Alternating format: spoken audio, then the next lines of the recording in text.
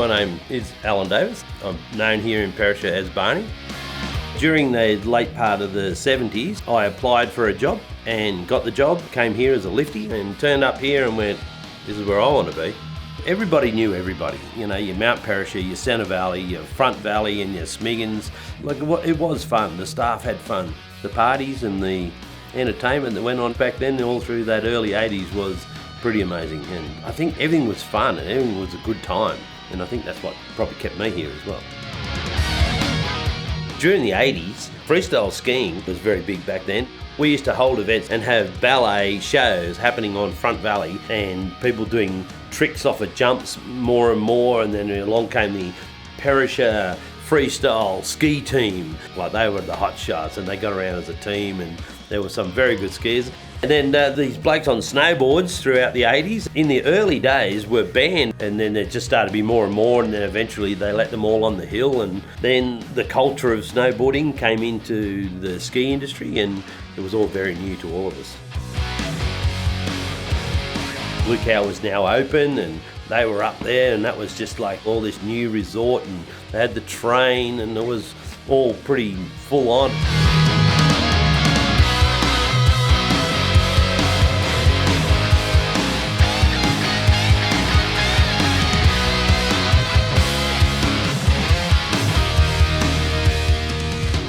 In the early 90s, when we had the merge and Perisher bought Blue Cow, which had already bought Guthaga, so we became Blue Cow, Guthaga, Perisher and Smiggins, and the four resorts linked up. When they built the Interceptor chair, which then linked up all the resorts so you could ski between them, and people loved it.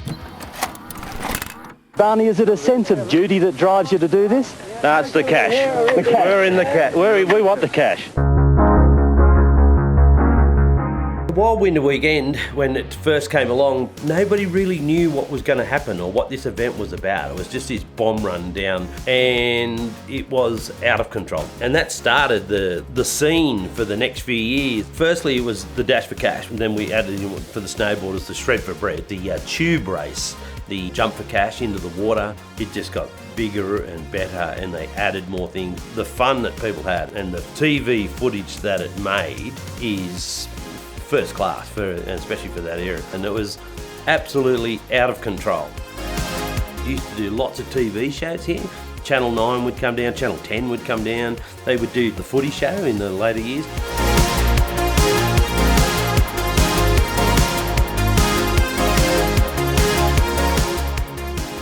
Skiing is what got me here, you know, like wanting to ski and learn to ski. And throughout the time, I don't know, it's just grew into me that I really like this place. I was lucky enough, I met my lovely wife and we moved to Jindabyne and had kids, and we're still living there today, and I'm lucky I get to come here, and I enjoy what I do, and it's a great place.